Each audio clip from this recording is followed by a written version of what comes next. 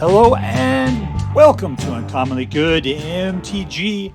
I am your host, the good, the noble, the transcendent Dr. Yukon Suck It. Yes, thank you. Yes, thank you so much, Dr. Yukon Suck It. Tell your mama. So today I am coming to you from my secret underground headquarters, and I am bringing to you a deck that I found over on ORZHOV, put together by one of my favorite card putter getters, a guy named LoneWolfxz. Thank you, LoneWolfxz. And it is called ORZHOV. Oh, ORZHOV Discard. Okay, it is ORZHOV Discard. I'm going to say I labeled this thing ORZHOV Control, and I'm just amazed at how much discard there is in here. In reality, there is a ton of discard, and there's a ton of control. And so we've got ORZHOV Discard Control. So what makes an ORZHOV deck ORZHOV? It's white and black. Goes back to one of the Ravnica guilds of white and blackness, right? And in reality, those things were all about spirits and gain life, lose life for their opponent kind of situation. But this one is focused mostly on a lot of control and a lot of discard. And then after you just completely weaken or make your opponent ineffectual, then you have enough like creatures or damage capability that you can finish off the game and take them out. That's what we're hoping and expect to do. So let's take a look at what is in this deck. We'll go out, see how well it works. At the low end, we've got Concealing Curtains. And when I first saw this, I thought it was dumb. But I can tell you, the more I play with Concealing Curtains, the more I like this card. I like it quite a bit. Because, for one, you get out a 0/4, blah, whatever. You got a 0/4. But still, having a butt that big, look at that, big old 4-butt, that thing is going to keep you alive for quite a long time. Shambling Gas can't do anything. They literally have to destroy it. You can't really do much damage to it. But then again, who would want to for the most part? I mean, it's a big, boring creature. Then again, when you get to 3 mana, you can transform it. It becomes a 3/4 with Menace, which is really, really good. And you get to take a look at their hand, which is well worth it, and choose a non-land card from it, and that player has to discard that card. Non-land, that means any creature, any planeswalker, whatever you want, as long as it's not also a land, it's gone, right? So this is a really good card. We got Dread Fugue. I had to learn how to pronounce this. That's the best thing about Magic cards. They teach you words, right? Dread Fugue. So for 1 mana, you can target player relieves your hand, which is, just looking at the hand is well worth the 1 mana. You choose a non-land card from it with mana value of 2 or less, and that player has to discard that card. If you can play, I guess it's 3, because this is not like a kicker or anything. That's cleave. You pay 3, and then you could pick any non-land card, and they have to discard it. So, great. This and the Concealing Curtains taking out great stuff out of their hands. Ray of Enfeeblement. So it's an instant, and it's not like a destroy card, but target creature does get -4, -1 till the end of turn. That will take out like Toski, that indestructible super squirrel, because it's only a 1/1, and this will basically make it into a -3/0, which will kill it, and it's not indestructible from that. If the creature is white, like a lot of those angels out there, -4, -4, suck it. Something Volkeri, who was always out there with the big old 2/4, suck it. All right, we got Acquisitions Expert. For 2, it comes out 1/2, so she's got a 2-size butt, which will keep you protected a little bit longer. Plus, they get to choose a card in their hand, and you get rid of whatever that is. A lot of times it's just a land, but you know what? That's opportunity that they are losing, so good for it. So, like we've already got for 2 by turn 2, you got a lot of opportunity to thin their hand out, big time. Tenacious Underdog. I really dislike the art on this. I think it's boring, but you get a 3/2 for 2. So that's pretty decent. And that's it. So, but if it says you can play this guy from your graveyard by using its Blitz ability. Blitz is 4, and you pay 2 life. So you pay 2 life, you get out of 3/2, and then he's got haste. And then when it dies, you have to sacrifice it at the next end step. And when you do, you get to draw a card. So as long as you got a little bit of life, you're getting a lot of good value out of them over and over and over again. Move on to Vanishing Verse.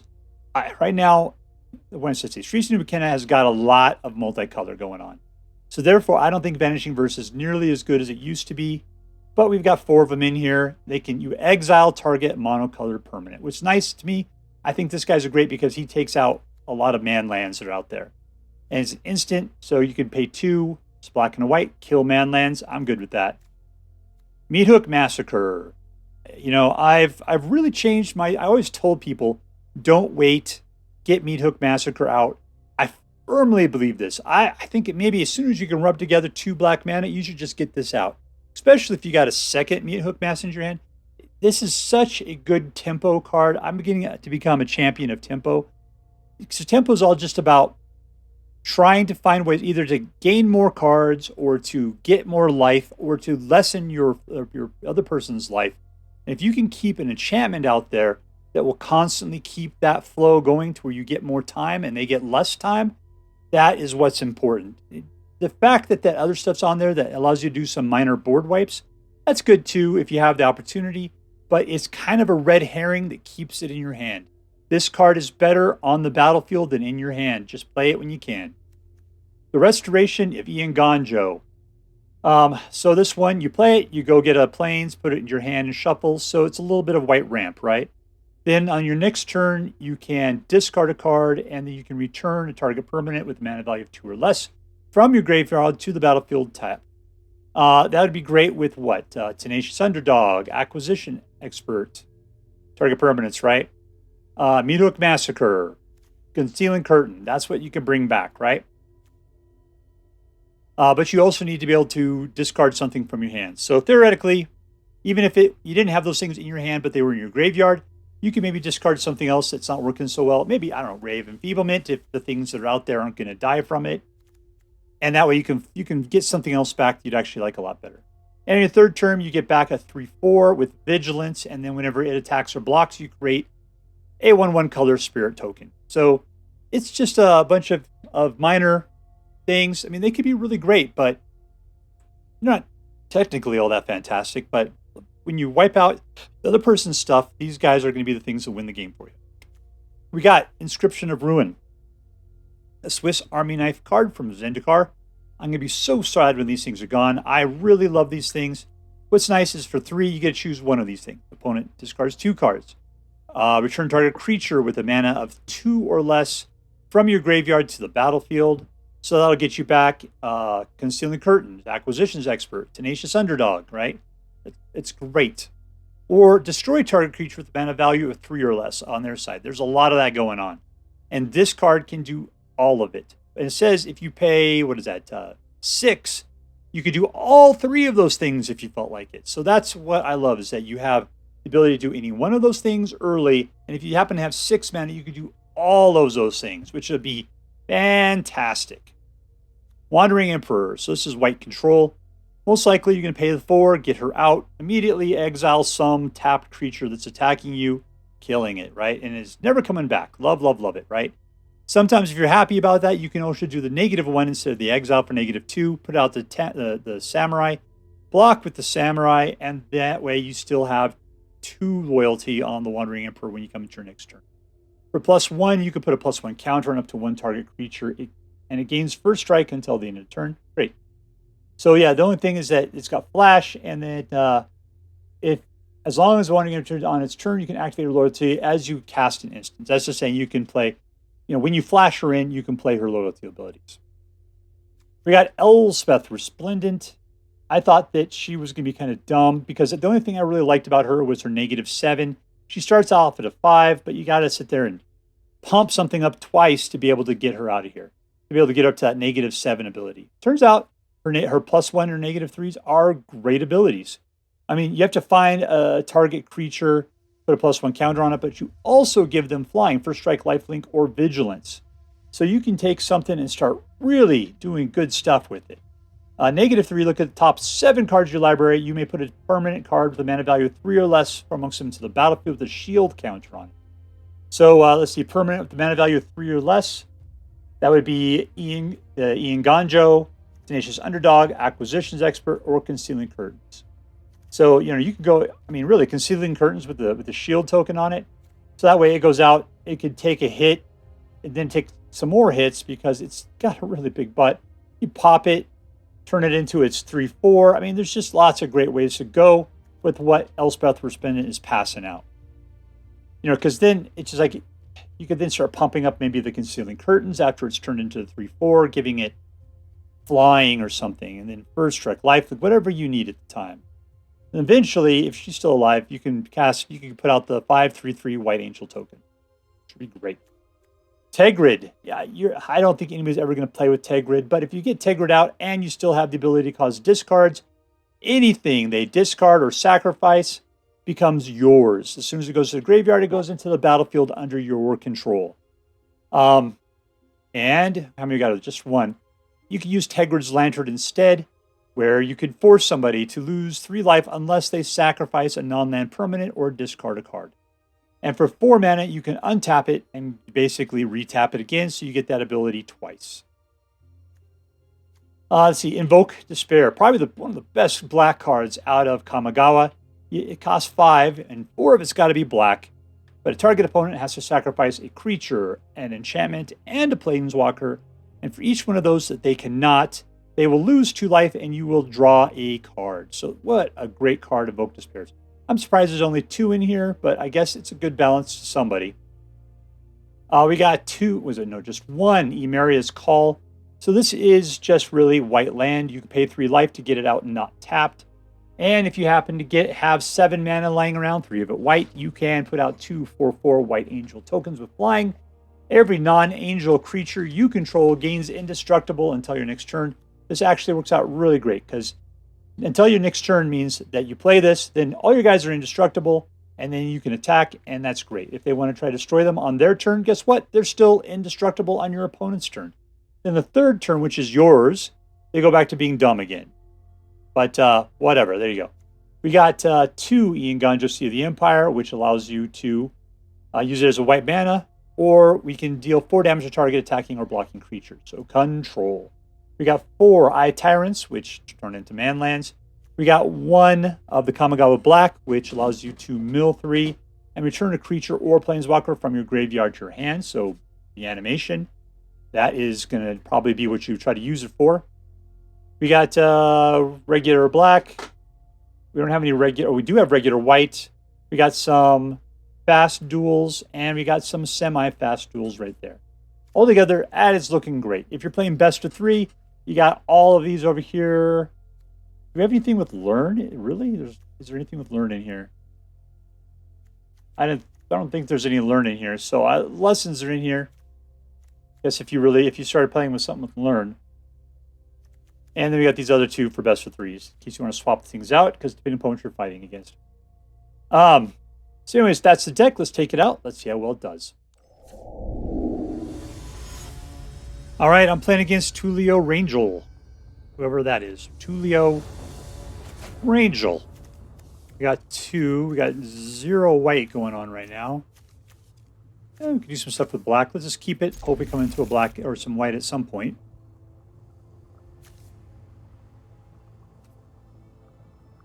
Dread Fugue. Oh, wait, it's Dread Fugue. Dread Fugue. Put out the green candles.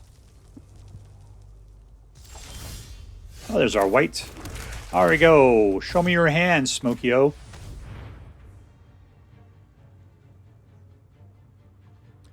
Two or less. Non-land. Is that it? I think that's his only 2 or less card in there.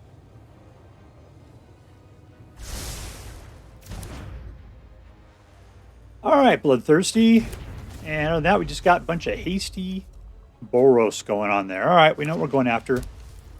I'm going to screw him over with some Inscriptions of Ruin here in a second.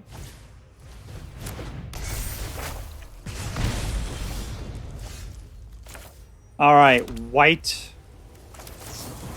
Yoink. You're going to love it when I give you the Inscription of Ruin.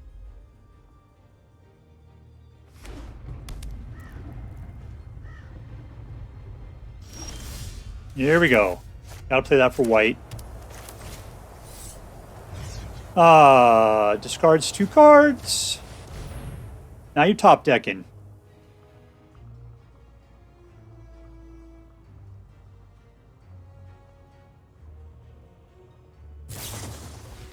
Okay.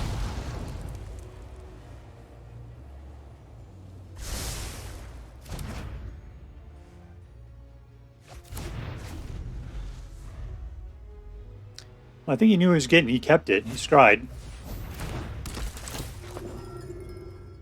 Unfortunately, Eye Tyrant's a little on the slow side. This is a much better one. Now we'll have to pretend that we are. I shouldn't have to pretend. Let's just do this. Here we go. 1, 2.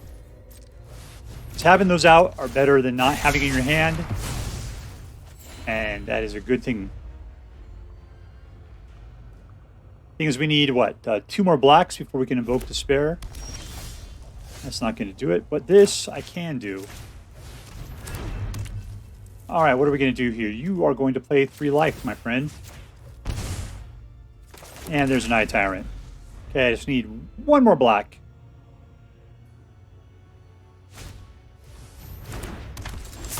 And there it is.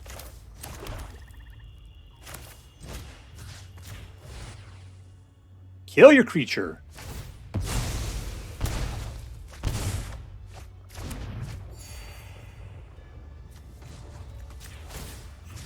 Three more. And we win. Victory! Alright, playing against Espreitador Invisível. Alright. We got 1, 2, 3. 4 lands potentially here. We'll go for this one first. No reason to hang on to this crap forever. Number 1 Hive with Eye Tyrant actually play if I played in the first 2, which gets us into the Dread Fugue. Come on, don't lock up on me. Get rid of what we can. What are we playing against here? Werewolves? Yeah. Alright, we got Emeria's Call going in as a tap land. That's fine. To Curtains. What does it cost us? 3 to go after something? I can do that on the next turn.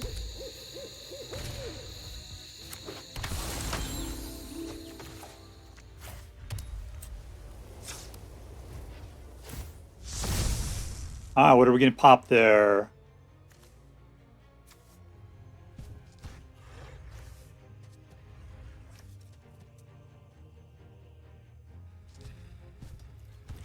Get rid of that guy. I'll attack. Alright, so what are we looking at in our hand here? We've got the ability to cause a little bit more discard. We got the Wandering Emperor.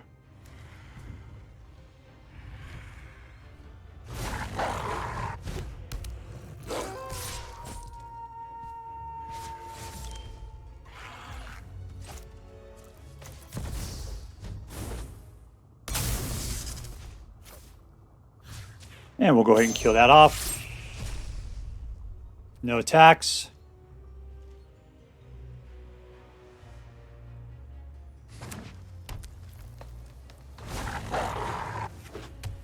Yeah, we're just having to live through the onslaught here.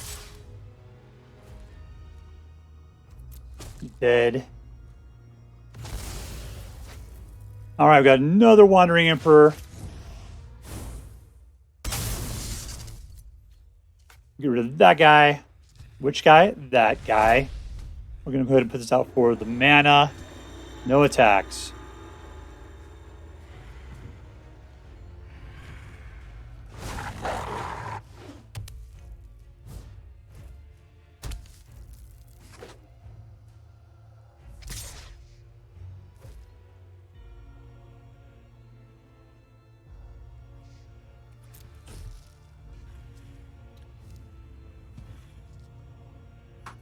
All right, what do we got him down to?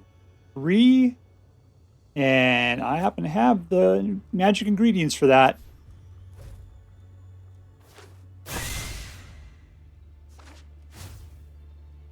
And no attacks.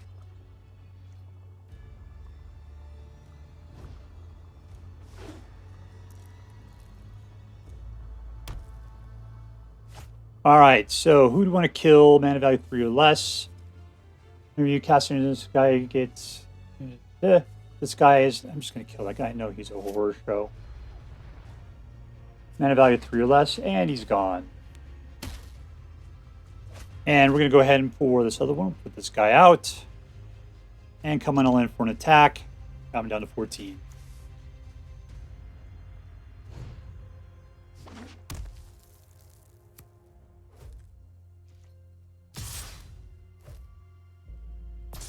And he's bigger than we can handle now.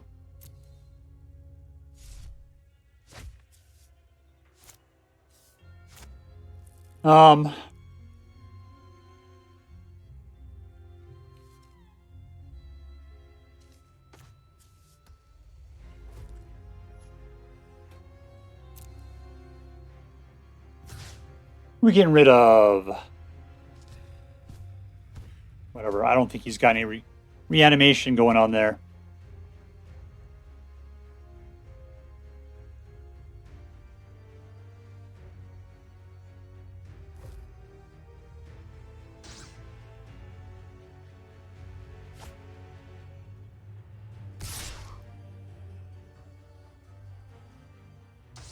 All right, there's half my life.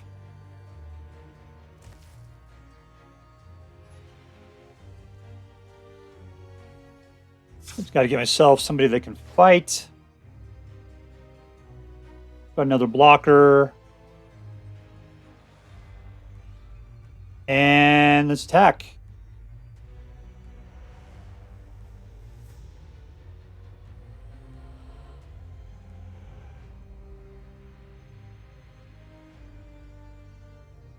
Where's it kind of? You may top of your library. Nothing apparently. You whiffed. All right, so he's got 4 5s. We are going to go ahead and slow it down a little bit here.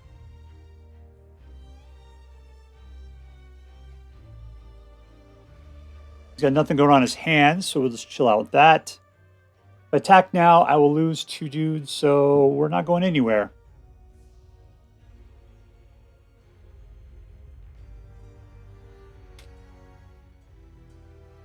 Of course, they both have menace, so you can only block 1.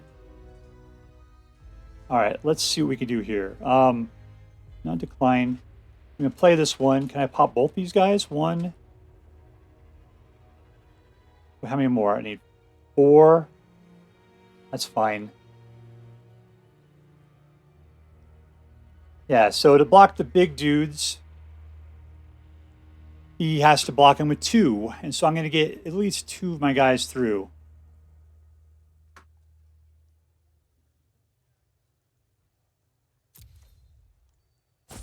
And there we go. Just had to do the math. Winner, winner. Chicken dinner. Victory. All right, we're playing against Aezuriel.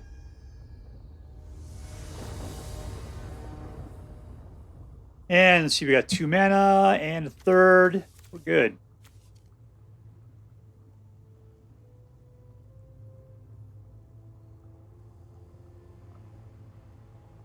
Make up your decision there, Azoriel. Keep.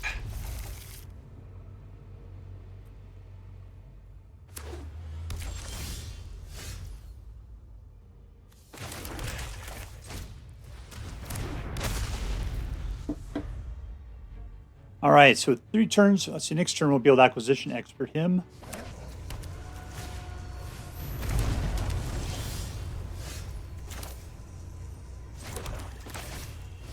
Turn after that, we'll be able to go after his hand even better.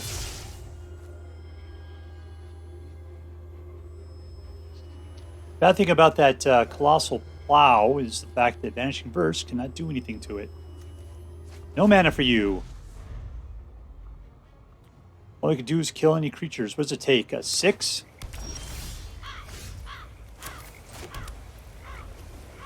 What was I going to do? I was going to pop it. That's what I was going to do. All right, who are we getting rid of? Oh, how fantastic. That's 4. You can do that probably on the next turn. You populate. This is the one I really hate. I'll attack. I'll be able to take out Tezzeret with a Vanishing Verse.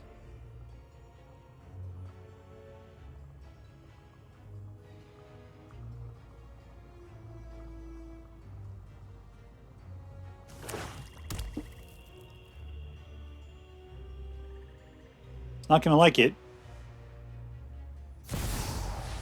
There's Tezzeret.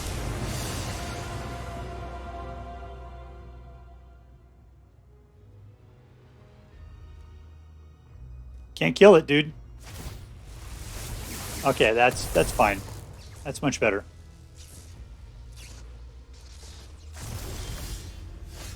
Oh, let's go for a white. We'll Vanishing Verse up Tezzeret here. And we'll go in for another 4 points of damage.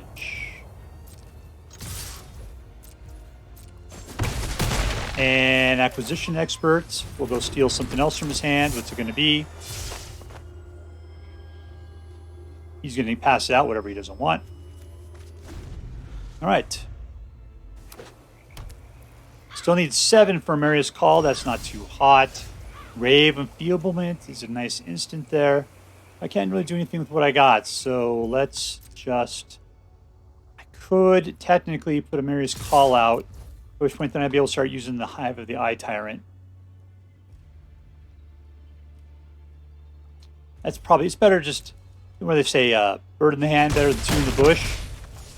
I'm going to do this, and we'll just pay interest tap. That'd be fine. All right, this will do... If it's white, it gets -4. That'd be nice to kill something that way.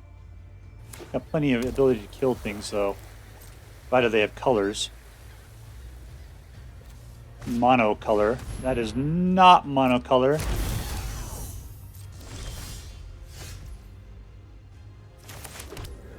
Let's go be a jerk.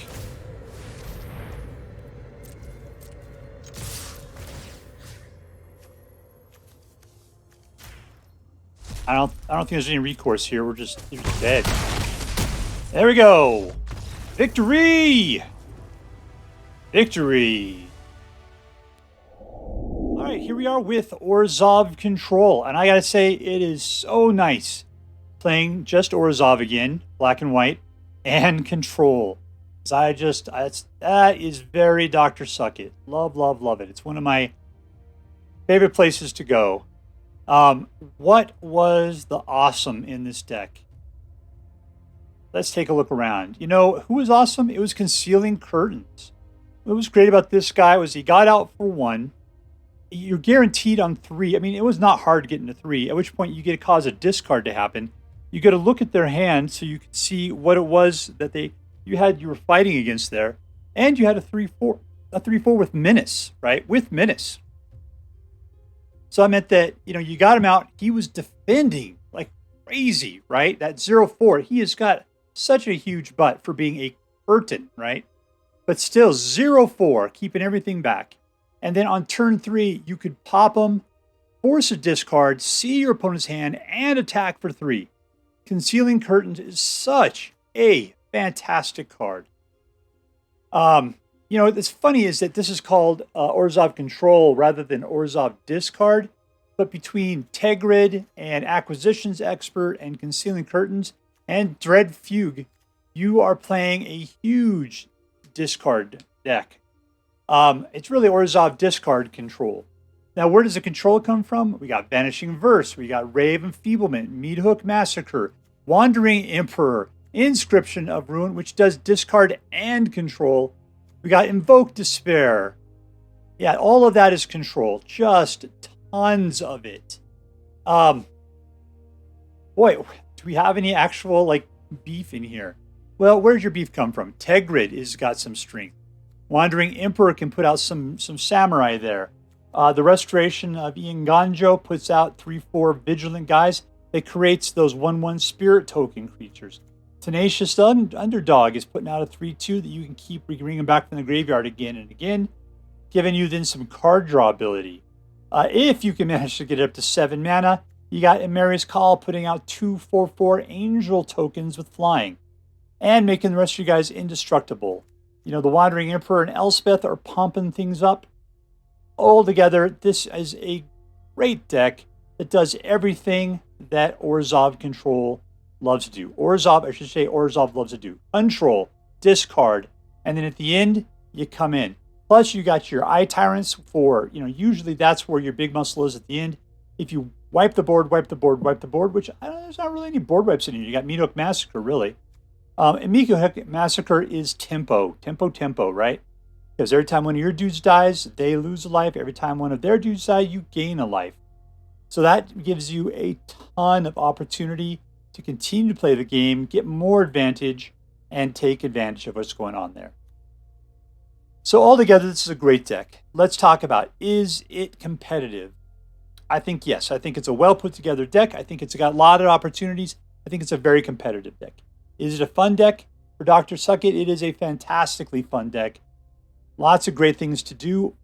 The deck is never boring. It is totally fun. And lastly, is there a theme? No, there is not a theme. What do you even got inside this deck? You got humans, a wall. Trying to see if there's anything else going there. Some planeswalkers, and some angels, kind of. Humans and angels, and a wall.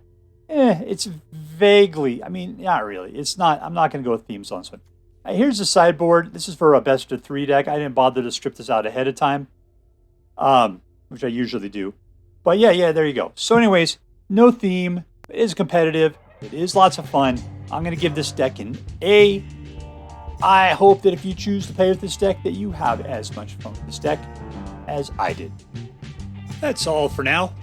If you enjoyed this video, please make sure to like and subscribe. From all of us here in the underground secret headquarters of Uncommonly Good MTG, have a great day. In the words of my people, be excellent to each other, and party on, dudes.